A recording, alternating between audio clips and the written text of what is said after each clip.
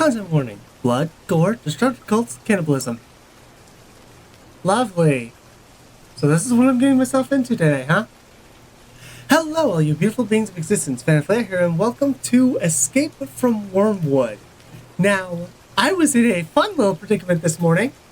I was trying to figure out what to record today. I could have done syrup. I didn't know if that was gonna do well. The last video I had done was a Finio one, so I didn't really want to do that twice in a row. I don't have access to Poppy Playtime Chapter 3 just yet. And then Nami, the absolute saint and savior that she is, releases this today. So we're gonna be playing this today. And it's another horror game. So yeah, you know what? Fucking sure, why not? Let's get into it. Alright. When you come to, you're in a strange and unfamiliar dark room. Your stomach aches and you feel nauseous. Thick ropes bind your chest tightly, but they aren't the source of your pain. You remember now. Several days ago, you left on a research expedition to the rainforest with two of your colleagues. Forced to do a little foraging on the way back, the three of you ingested some berries that you're sure now were poisonous. Probably not good. Your colleagues sit beside you, unmoving. The air smells like metal. Check surroundings, think about how to get out of here, how you got here, try to wake the other. Check surroundings first. Let's see if there's anything around. You squint hard, willing your eyes to adjust to the lack of light. You'd almost guess that it must be late in the day. Maybe even night. If not for the stream of light tracing a single door frame. A small window sits at the upper center of the door, papered over with grime and dust. The bars over it remind you of a prison cell. This is probably not good. The room itself is rather sparse. A large wooden table stands at the far corner against the wall near the door. Beside the table is a pile of things. Very specific, thank you. You can't tell what this pile consists of, but it might be your belongings. Okay, that's fair. The floor beneath you is damp, with dark puddles that your mind refuses to register as blood. Fine. These puddles ebb towards a grated drain. If you were to vomit, which you feel inclined to do, you would guess it would go into the drain as well. Let's not alert anyone just yet. Think about how you got here. To help starve off your panic, you try to think of everything you know for certain. You're an anthropologist. You came to a foreign land to study ancient civilizations and learn more about various creatures in the region. Well, you're about to do a bang-up job there! About to learn real quick about some stuff, huh? Accompanying you on your journey is a fellow researcher whose work you've admired for years, and a cultural expert who is supposed to act as your translator and guide. Unfortunately, this expert has faked his credentials, leading you to believe he was far more knowledgeable than he actually was. Fucking asshole. Damn it! Great, now we're gonna die because of this prick. Yeah, I'm gonna play the translator on this one. Soon enough, it became obvious that he had gotten the two of you completely lost. Then there was the physical altercation that resulted in losing the bulk of your supply. So it is this fucker's fault that we're stuck here. The three of you, now fighting for survival, had decided to risk ingesting what seemed like perfectly safe berries. They were not. You succumbed to their poison, lost consciousness, and woke up here.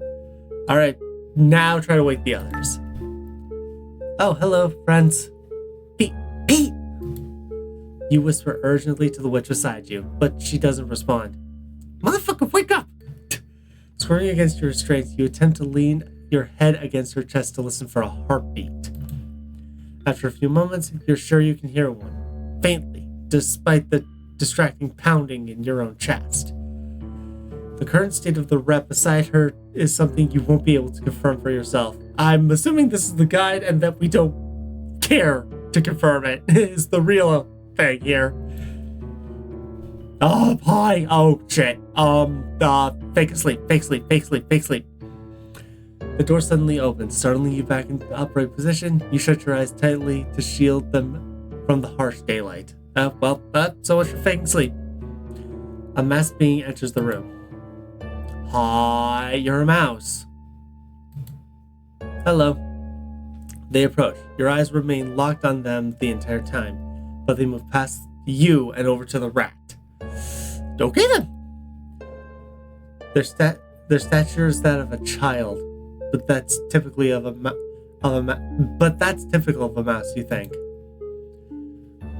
When they pull out oh god. Okay. When they pull out a knife, you pray that it isn't a child at all. Hi.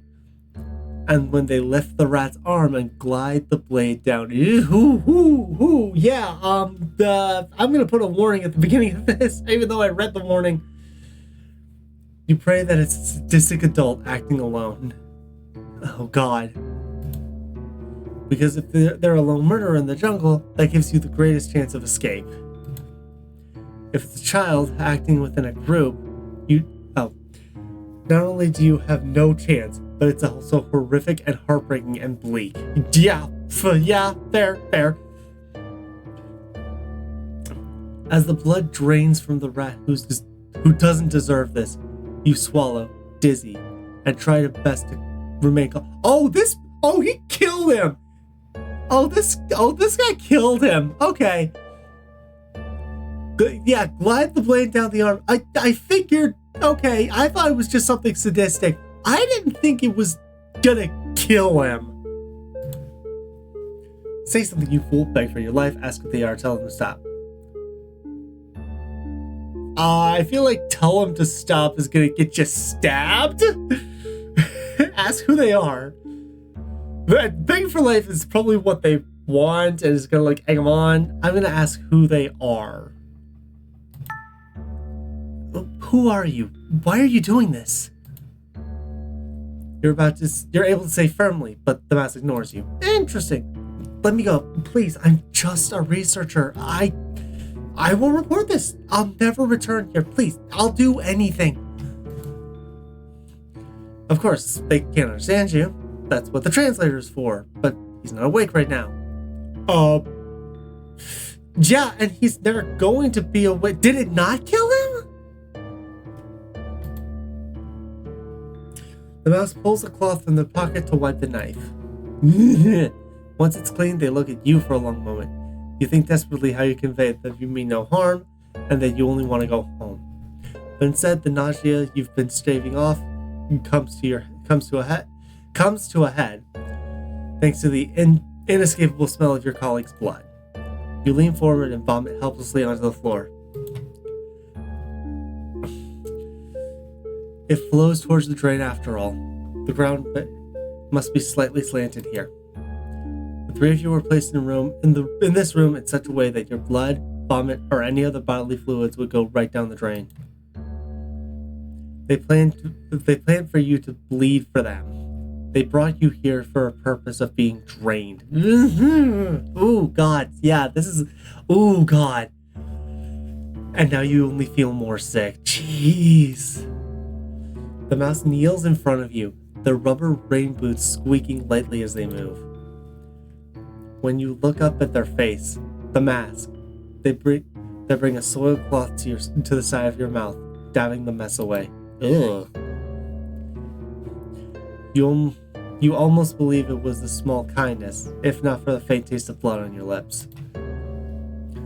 The mouse seems to study your face for a moment, but you can only stare back in stunned silence. What use are words if the mouse can't seem to understand you anyway? They stand, open the door to leave. They stand, then open the door to leave. You hang your head as the despair of your situation hits you in waves. You sit there sobbing in the darkness as you listen to the slow drip of the drain in front of you. Day 2. Oh, fucking hell. The witch beside you still hasn't woken up. Oh, God. Oh, wait. Oh, the witch is... Oh, the witch... Okay, the colleague is the rat. The witch is the translate. Got it. Pete is much older than you and with weaker condition. As a witch, you expected she would be a little sturdier, but apparently not. Being able to do magic doesn't guarantee protection from poison. Her specialty lies in photography, not medicine. She isn't wounded, though, at least not in any obvious way.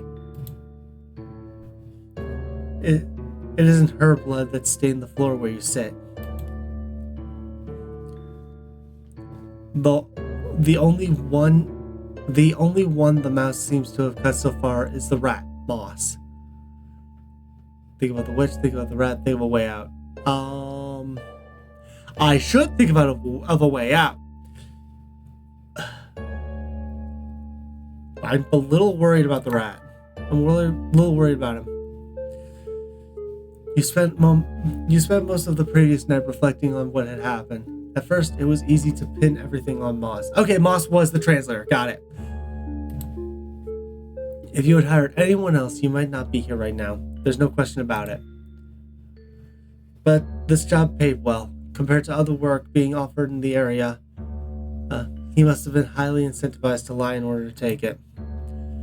It's unfortunate that his decision endangered the lives of all three of you, but maybe he really thought of himself as capable enough. At the very least, it wasn't the kind of mistake you believed he should die for, though Pete certainly disagrees. You tried to keep her from killing him, only for the three of you to end up here. And now is he? You can't think about Moss any longer. Okay, is Moss dead or not? I have no fucking idea. Is he dead? Did he die? Okay, Pete, what are we thinking about Pete? Pete is employed by the very same institution you are. She's well known in her field, undeniably skilled, with decades of experience. You were honestly excited for to get to work with her, until you realized she's surprisingly old-fashioned, viewing the cultures you study as uncivilized and beneath her. Ooh, okay. Feeling less and less bad about leaving these two?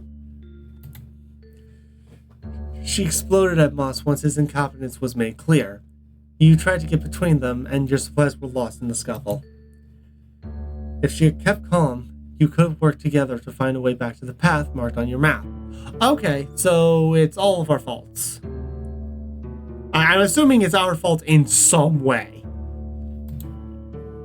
You want to blame her, but you were angry at the rat's deception too. Morale was completely shot by the time you gave in and tried those berries. One of everything you could have eaten, those berries were... None of you asked to end up in this situation. Okay, think of a way out.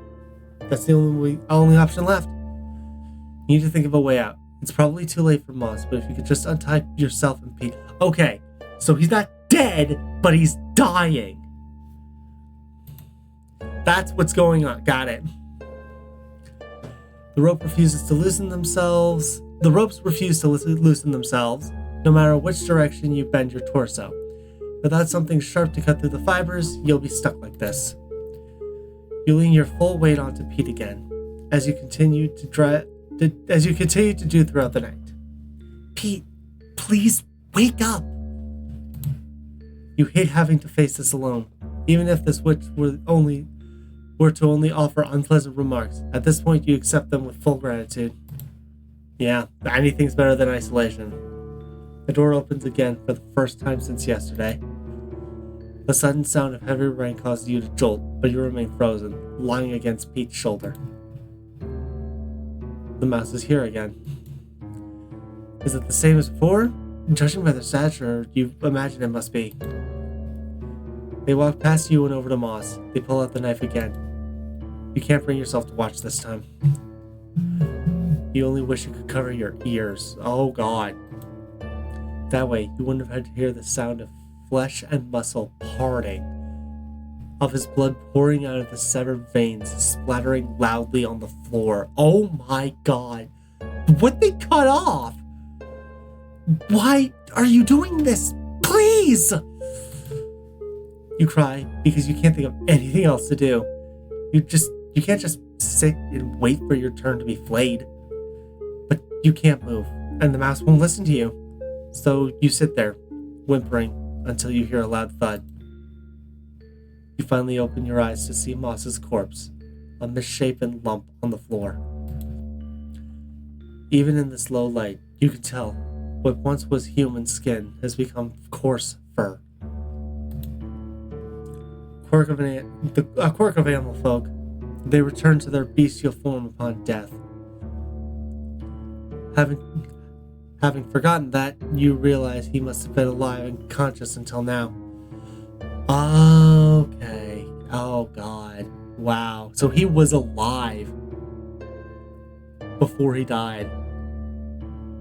Duh. But like, he was alive. Like, we could have tried to wake him up and save his life. Oh god, both of these sound like a bad idea. I would panic. If it was me, I'd be panicking up a fucking storm. I'm gonna keep calm. Can I save? I don't like that I can save. Okay, I'm gonna save. Return. I'm gonna keep calm. Your mind is racing, but you shut every single one of those thoughts out in order to survive. Moss is dead, but your position is unchanged. You have to escape. The mouse begins dragging the larger rat's body across the room, inch by inch. You're breathing hard, but as you watch the tiny mouse struggle to move his heavy corpse, you almost feel bad for them. That's when you finally think of something you can do. Hey, untie me. The mouse stays focused on their task. He's heavy, right? Untie me and I can help you move the body. You almost can't believe what you're saying. Your shaky breath steadies the more you talk. It's so sad watching you try to move him alone. Please, can I help you? The mouse stops and looks at you. The mask's face sends a chill down your spine. You worry that being able to read their expression would feel even worse. You have their attention. You have to commit to this now. Where are you moving him? I can help you. I promise I'll help. But I can only do that if you untie me. And you can tie me up again afterwards, of course. I'll cooperate. Please. I just want to help. The mouse steps over to the rat's body and kneels in front of you. Oh, the same as they did when you vomited yesterday. Oh, hello. You can understand me. I'm not supposed to talk to you. Your eyes light up. She can understand you after all. Her voice sounds young and feminine. Hey, I got it right. This is a child being forced to do horrible things by some monster. You can talk her into releasing you. You have to. It's your only path forward. I won't talk. I'll just lift. It's just so sad watching you. I can't bear it. She draws their knife, and for a moment you think she's about to silence you for good. But instead she cuts through a piece of rope. I'd like to move this to the table. Oh, hello. There we go. You do as the mouse commands. Okay, fair enough. Fair. Absolutely. 100%. Day 3. We didn't escape? We didn't try to run? Hi? Okay. Pete woke up last night. Oh, she probably saw me helping. You fill her in on everything that's happened. Moss's death, your mouse captor. You left out the part where you convinced the mouse to untie you. You pretend she didn't say a word to you. You hadn't said anything to her either. And even let her tie you up in the end. As promised. Pete would only scorn you for not putting up a fight if she knew. Although, she's still rather delirious and weak. She ate the largest share of berries, now that you think of it. You don't know how much she'll fight back, or if she'll be able to help you at all. Talk to Pete. Pete, you still awake? Yes. The level of annoyance in her voice was higher than usual. You imagine she's in a lot of pain. We should try to come up with a solid escape plan, don't you think? That's what I've been doing. That's what I've been thinking of ever since waking up. Do not interrupt me again if you want to live. Fucking hell, bitch! It doesn't seem like she's willing to coordinate with you. That's fine. It's exactly why you've already set your own plan in motion. You can't depend on each other. Wow! At least he admits it. Or she. I don't even know if we're playing as a boy or a girl. Nah, whatever. But escaping together, if at all possible, would be ideal. You don't like her, but leaving this witch behind would haunt you for the rest of your life. You're sure Moss's death will too. Think about what happened to Moss. You can't get the image of what that mouse did yesterday out of your head. After hoisting Moss's corpse onto the table, she thanked you before tying you up again. And then she went to work dismembering the corpse. Completely terrified, you tried to keep your eyes to the floor, but that didn't save you from the slapping sounds of meat, chunks being stacked high into a pile. The rat was butchered meters away from where you sat. She cut into his flesh for hours on end, and you sat there and watched. You watched, and you wondered who taught this child her technique. You wonder how many bodies she's done this to, how many people she's calmly sliced into unrecognizable chunks before now. To what end was Moss flayed? And which one of you was next on the chopping block? You watched, thinking hard about these things until the mouse finished her work, carried those pails of full meat out of the room. You wish you could have done something to put a stop to all of this. Think about what to do next. Your ropes aren't as tight as they were before. You've tried squirming again, but you haven't gotten them to budge. They're they're a little less uncomfortable. Your muscles are stiff from being stuck in one position on the floor. You wonder if the mouse would be willing to leave you untied in this room. The door's locked anyway. You need to earn more of her trust. At the very least, you'd rather Pete be the one to be drained next. Damn! I mean, fair. Yeah, survival. But the door opens and the mouse enters the room. Pete, shut the fuck up. Let us go. We can pay you. We can pay you. Do you understand? Pete squeaks highly and quickly in a demanding tone. But the mouse ignores her, as expected. What do you want? Food? Well, I won't be made into a ritual sacrifice. We can make this worth your while. The mouse kneels down before the witch and holds the knife to her skin. Pete flails in a panic, knocking the knife from her hand. It slid across the floor toward the drain, but doesn't fall in. Oops. The mouse calmly collects her knife. You're silent, thinking desperately of a way to delay her further. Loam told me about how you butchered that rat. Loam. Okay, our name is Loam. Got it. You collected his meat for what? Are you cannibals? Do you toss the remains into a pit to appease your god? You fucking savages! She falls over where Moss once sat, flailing dangerously again, as the mouse takes slow steps towards her. An idea comes to mind. Okay, what the fuck do you mean, offer to help? Loam, what do you mean, offer to help?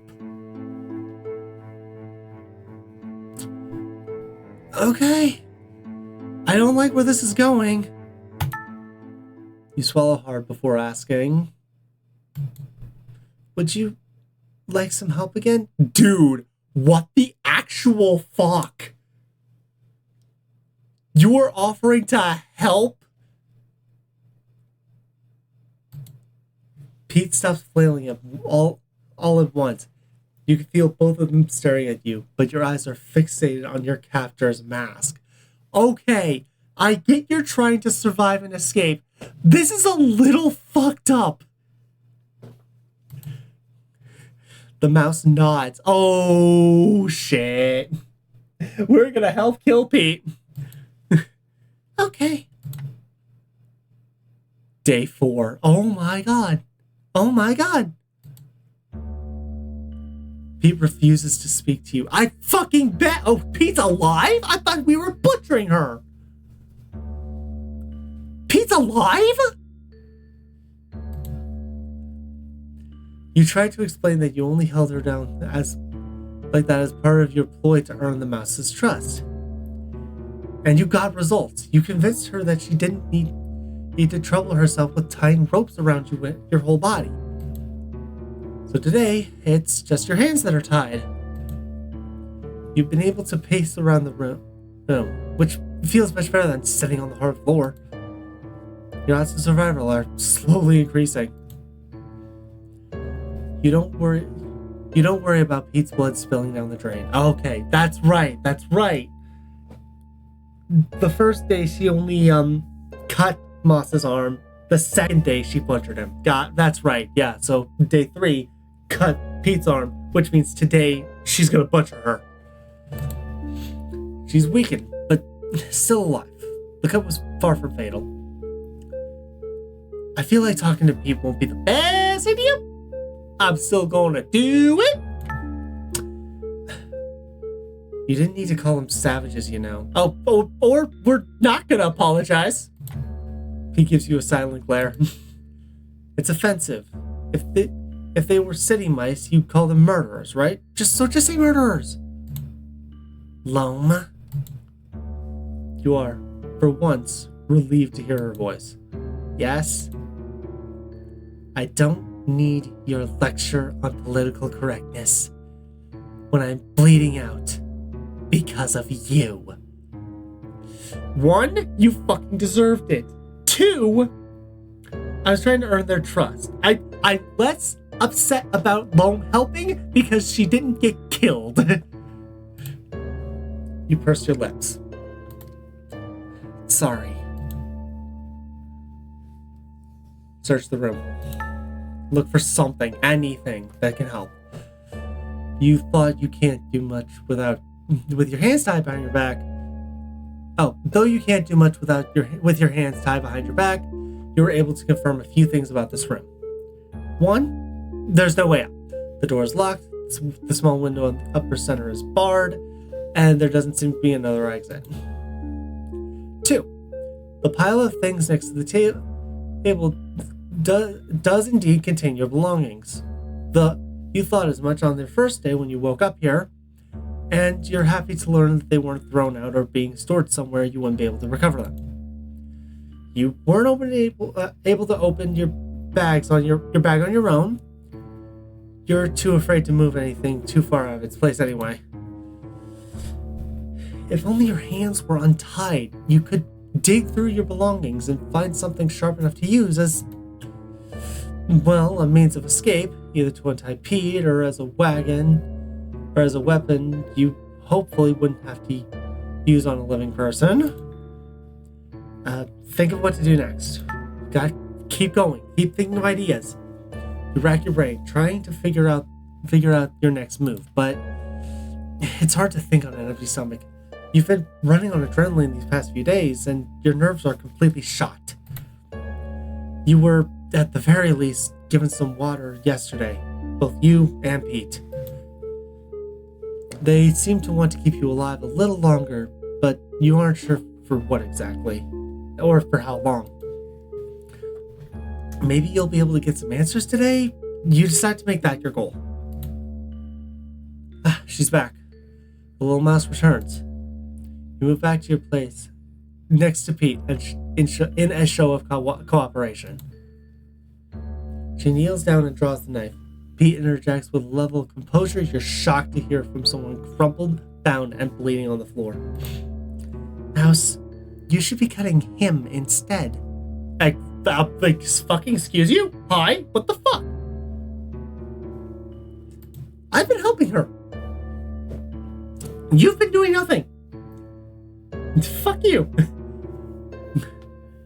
You almost can't believe your ears. How does she expect to have any chance of escaping if we're both weak from blood loss? But why me? The mouse pauses to hear her out. You want to cry. Oh, you fuck.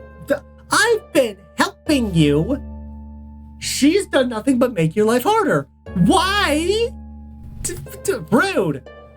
He's trying to trick. Oh, bitch. You shut the fuck up right now. You silence. Shut the fuck up. He's gaining your trust little by little before taking that knife from you and... Yeah, serves you fucking right. You're almost relieved when your little mouse brings the blade down and pierces her flesh. You feel awful about it, but it spares you another day. No, do not feel awful about it. She tried to get you killed. Can I ask you a question? The mouse cleans the blade against the cloth, as she always does. We're not supposed to talk. I just want to know your name. Hearing her call you Mouse, I feel sad that I didn't know your name. She tilts her head at you as Pete continuously mutters the swears on your breath. I will fucking kick you. I'm able to kick you now. I will kick you. I should introduce myself first, shouldn't I? My name is Loam. Loam. I'm sorry. I don't have a name I can share. She stands to leave. Is there something I can call you? Something other than Mouse? Pete moans in agony, but you don't let her distract you. You need to keep building trust or else you'll both be killed. The mouse stares at you for a long while before turning away. I don't know. Fair enough. Okay, yeah, cool. Got it. She opens the door, letting the roar of heavy rain fall. I'll think of something for you. You yell after her as the door closes. You hope she thinks about it too. Hey, hey, it's buying me days where I'm surviving. Pete isn't speaking to you again, but this time it's because she hasn't seemed to regain consciousness. Her body is alarmingly cold, but you think she still has a pulse. She isn't dead just yet. But you don't think you'll be able to escape with her anymore. You're counting on being... You weren't counting on it to begin with, but it would have been nice not to be alone. You sigh. Your stomach is tearing itself apart with hunger. Talk to Pete? You know... You address the unconscious Bliss, well aware she won't respond. I think you're more guilty for where we've ended up. I've only been making the best of a bad situation. You understand that, right? I'm not some monster who wished for you to die. Her silence pains you, so you try to put her out of your mind. Yeah. Get it out of your system. Anyway, you begin pacing around the room. You can't let your muscles atrophy before you can make a run for it. There isn't much space to walk around though, and the more you move, the hungrier you feel. We're gonna eat Pete, aren't we? You look down at Pete. Her eyes are still closed. She almost looks peaceful. Think about names. We're not thinking about eating anyone yet. A name for the faceless mouse. No, she isn't faceless, only masked. The group she's working for, the ones that tell her not to talk to you, the ones keeping her nameless and anonymized, the group keeping her personhood from her, keeping her personhood from her by giving her a name, you can work towards removing the mask. You open the door. Wait a minute. Is this? Hold on. Each time it does, you brace yourself for a new mouse, a stranger to walk through the door. You brace yourself for a strategy to be completely overturned, for your progress to reset, and to feel overcome with despair as the stranger drives the blade deep into your flesh, to be cut into pieces, bones discarded, and carried out in metal pails just like moss. But you can tell it's her again today. The mouse who will help you escape from this place. Her hood and boots are drenched with rain. She doesn't bother to shake off any of it. Instead, she looks right at you and makes a small sound, like she's smiling under the mask. That's how you wanted to be greeted. So it's what you imagine the sound must have been. You smile back. Forgive me for speaking, but I've still been thinking of what to call you. I don't know what kind of things you like, so, I mean, if I give you a name, then I think it should be something you like. So, what do you... I do have a name. Hi, you have a name. You pause, blinking twice. Yesterday you said you didn't, so I'm sorry to have jumped to conclusions. The mouse kneels in front of you, in front of Pete, and draws her knife. I can't share it. We're all given sacred names by the highest power. She makes her incision. You don't watch the blood leak from Pete's arm. You can only look at the mask. We're not supposed to share our sacred names, but I think it's okay if I tell you what my name means. And then you can call me something based on that. Does that work? She's making concessions with you. You're compromising. It's something small and trivial, but she's willing to negotiate with you, which means that you still have a chance to negotiate your freedom. What does your sacred name mean? Water from the heavens. Where the highest power lives. Water from the heavens. Like a raindrop. Oh, is this drop? I am proud of my name.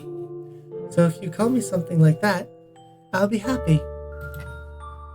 She wipes the knife. Pete is still. Think of a name. Trying to think feels like wading through the deepest pit of mud. But you finally land on something. Little raindrop. The mouse doesn't react. You rush to explain. It's not a name, but a term of endearment, like sweetheart or pumpkin. Pumpkin? My grandmother used to call me that back when I was a little tyke. You don't think of the ways Pete reminds you of your late grandmother. Oh, God. So, how old are you, little raindrop? She thinks for a moment. 16. Okay, not that little, but okay. Too young. She's far too young to be taking lives like this. Though you realize it's likely because she's so young that this group has been able to mold her into a killer. The mouse turns her attention back to the witch, lying still on the floor beneath you. It's hard to tell when a witch's heart has stopped beating. Can you help me again? You swallow hard and turn your head to finally face what's become of Pete. Sure. Day 6. Okay, so Pete's dead now too, I think. Question mark. You sit on the blood-soaked floor, ropes tied loosely around your body. Though not so loose that you could shuffle your way out of them. The other mice have apparently scolded the little raindrop for leaving you unbounded. It wasn't proper. She told you the highest power would be displeased, and she had no choice but to tie you up like before. Okay. Your eyelids are heavy. You feel hollow. Somehow, you ended up making negative progress. Today, you are all alone.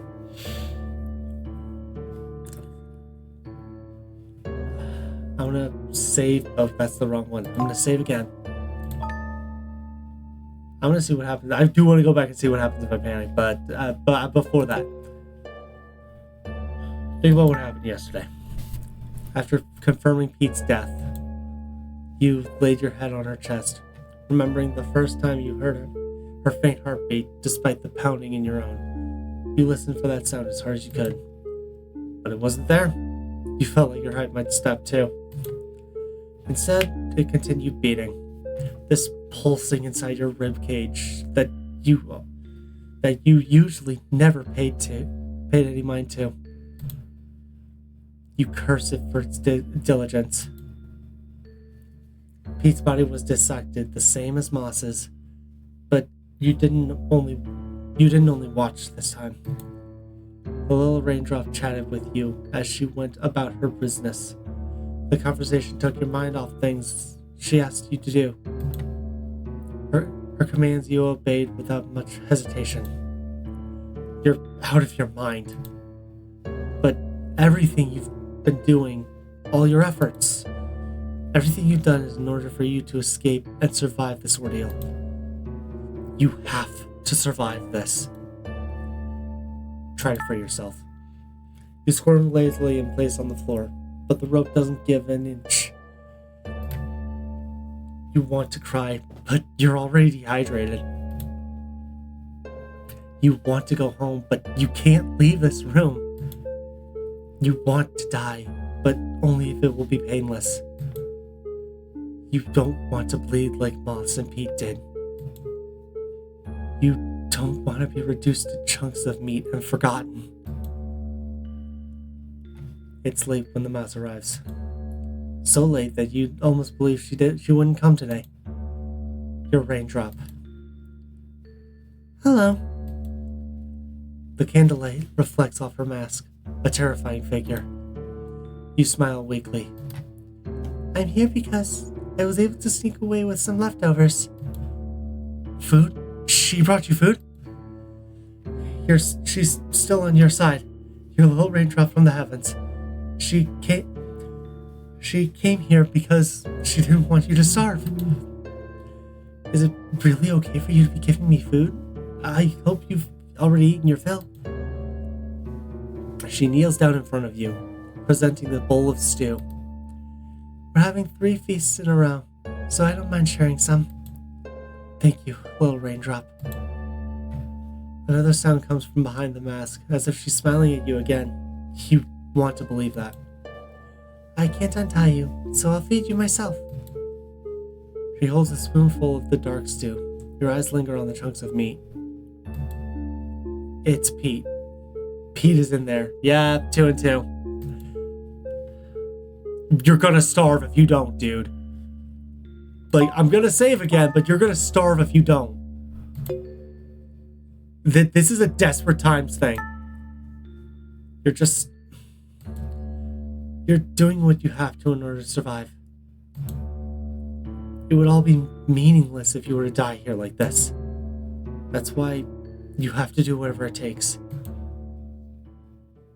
Day 11. Day 11? Oh, wow, everything's like fuzzy.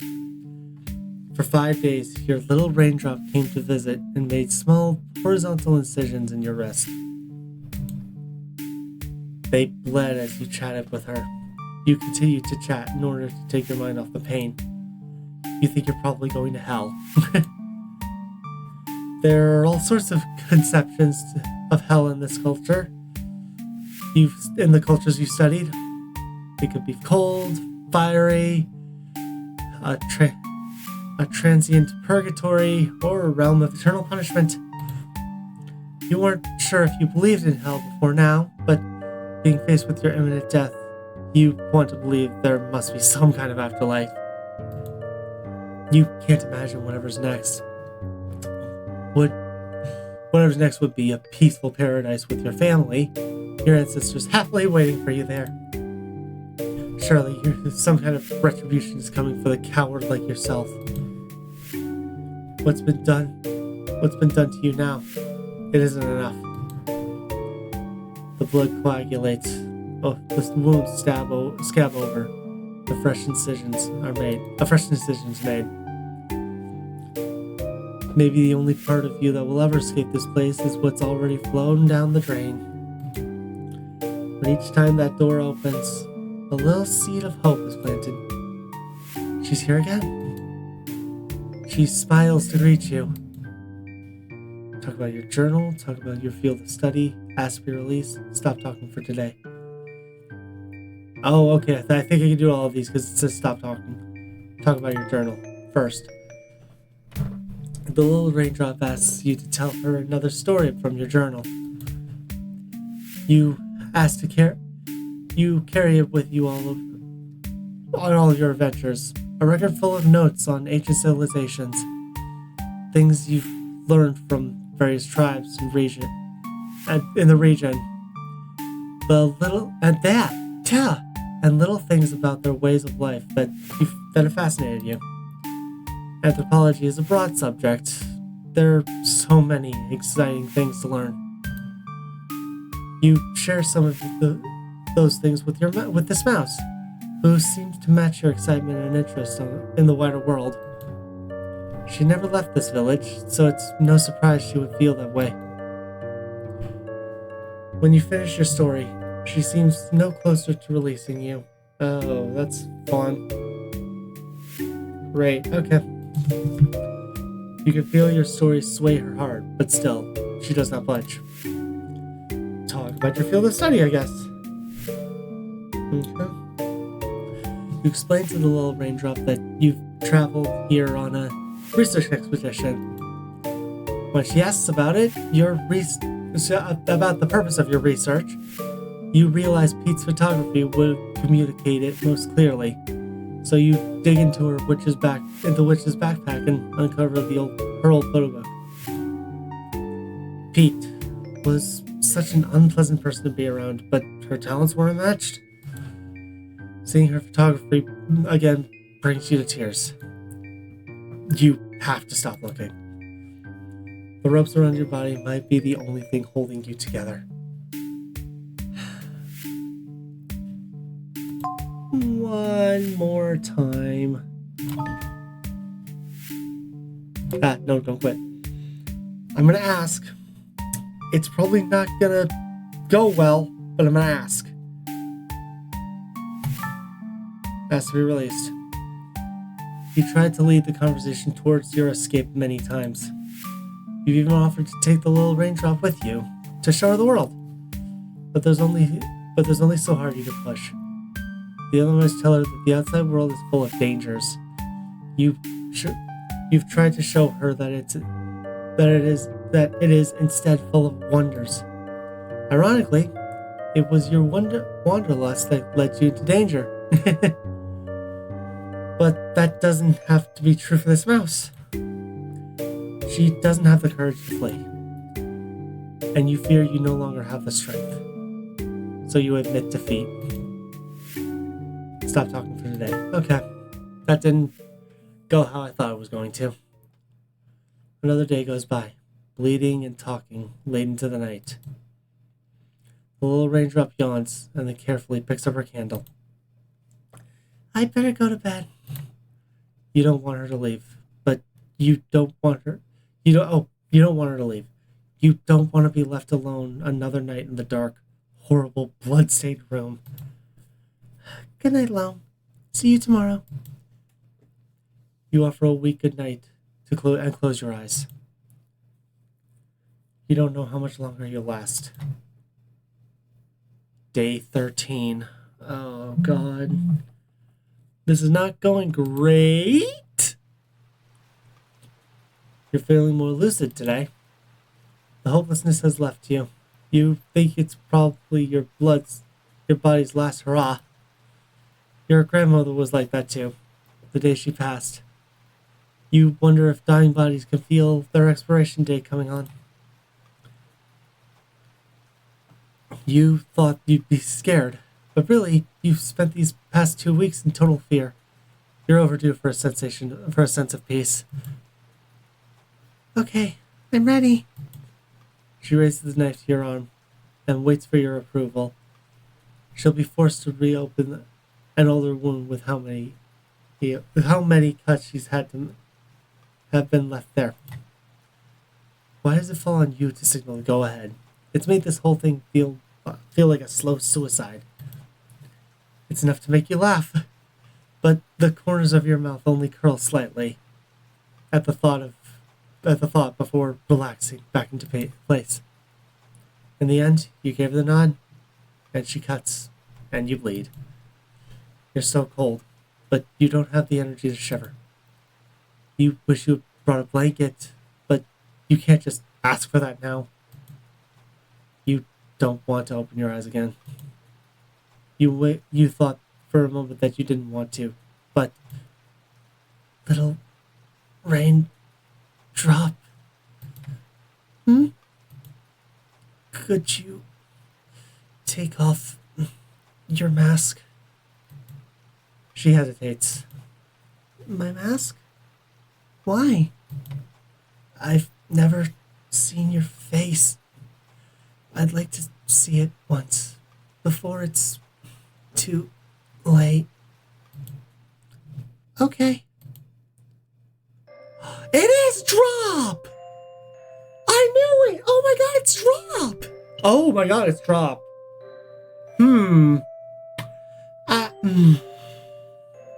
You stare at her for a moment. In this light, you are almost unsure, but there really is a person under there, not some monster. You worried you might only be fooling yourself, believing she was a victim like you.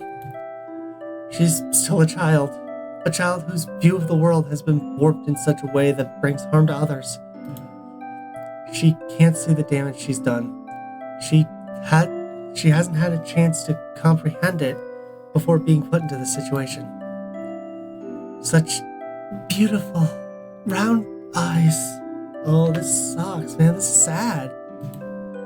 Oh, your eyes are nice too. You're able to muster a real laugh this time. You have to say more than that. Listen, little raindrop. Once you prepare my body for the feast, we won't be able to talk anymore. That's okay. The feast is what's important. It's a great honor to be offered up by the highest power. You were chosen. There wasn't enough time. You couldn't get through to her. There was never going to be a way to untangle those immoral beliefs of hers overnight. But if you leave it like this, she may never break free from them. You use all that's left of your strength to lean forward, letting your head fall into her lap. Please learn everything you can about the world, little raindrop. This highest power of yours isn't the only power that exists. It isn't the only way. She doesn't say anything. You continue. I'm sorry. I've only ever said things that must sound like sacrilege to you. But I hope you can understand one day. Come to understand it and escape from this place. That is my wish for you. You close your eyes again. You pray to every power you can think of to please let this mass escape. Part 1 and part one end? What do you mean part 1 end?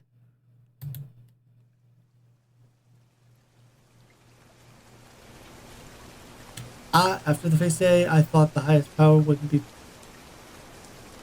be passing down any more blessings for a while. Okay, this is going longer than I thought it was going to. I'm gonna end the episode here. Okay, so this is going a bit longer than I thought it was going to. Well, I found what's gonna flip out syrup. I found a new Nami game to flip syrup out. Okay, wow, oh my god, this is, Nami. My friend. Yeesh. Okay, wow, you can tell a horror story, dude. Oh man. Okay, I'm excited to keep going with this.